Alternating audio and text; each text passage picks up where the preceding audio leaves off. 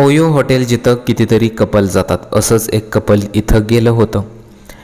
एक तरुण एका महिलेसोबत इथं गेला. त्याने घाईघाईत हॉटेलमधील रूम बुक केली, पण त्यानंतर तिथं असं काही घडलं की पाहून पोलिसांनाही धक्का बसलेला आहे. तरुणाने हॉटेल रूममध्ये घडलेला प्रकार स्वतःच पोलिसांना सांगितला आहे.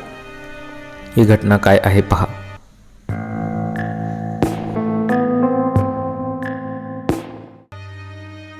चॅनलवर पहिल्यांदा आला असेल तर मराठी क्रिमिनल स्टोरी या चॅनलला जरूर सबस्क्राईब करून घ्या. सराय गोपाल भद्री गावातील 35 वर्षाची सुमन देवी, जिचा 10 वर्षापूर्वी बलकनरपूर गावात लग्न झालं. लग्नानंतर पतीसोबत तिचे वाद होत होते, म्हणून ती माहेरीच राहत होती. रविवारी ती विवेक कुमार नावाच्या तरुणासोबत शिवगड उसराही येथील ओयो हॉटेलमध्ये पोहोचली.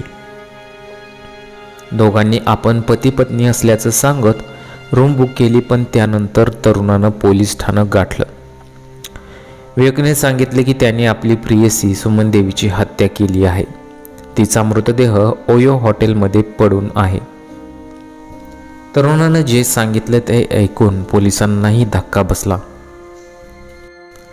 पोलीस ठाण्याचे प्रभारी सोराव यांनी तात्काळ आरोपी विवेकला ताब्यात घेतलं.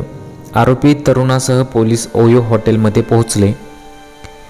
SP सह तातडीने घटनास्थळी पोहोचले. हॉटेलमध्ये बेडवर पडलेल्या महिलेचा मृतदेह पोलिसांनी ताब्यात घेतला. फील्ड युनिट आणि फॉरेन्सिक तज्ज्ञांची टीम ही घटनास्थळी पोहोचली. फॉरेन्सिक टीमने कायदेशीर कारवाई पूर्ण करून पुरावे गोळा केले.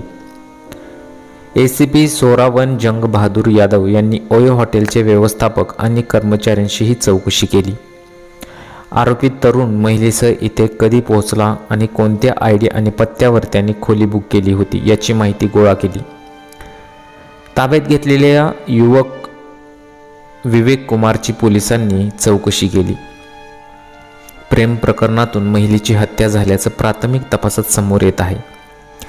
पोलिसांच्या चौकशीत आरोपीनं सांगितलं की लग्नाच्या मुद्द्यावरून दोघांमध्ये भांडणे झाली होती. आरोपी पोलिसांना सांगित होता की महिला त्याच्याकडे 5 लाख रुपयांची मागणी करत होती.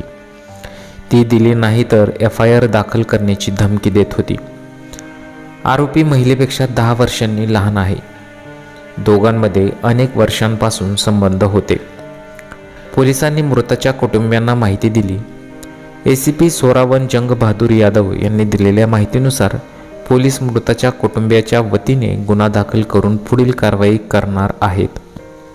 तर अशी ही घटना उत्तर प्रदेशमध्ये घडलेली आहे. अत्यंत भयंकर अशी घटना घडलेली आहे. या जगात फुकट काहीच मिळत नाही. प्रत्येक गोष्टीची किंमत मोजावी लागते. तसेच यातून निर्देश काय होतोय पहा. प्रियकर निर्दोष खरंच आहे.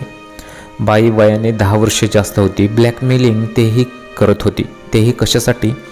शरीर संबंध ठेवण्यासाठी. मजा मारायची तोपर्यंत मारायची आणि नंतर असं उद्योग त्या बाईने केलेले आहेत.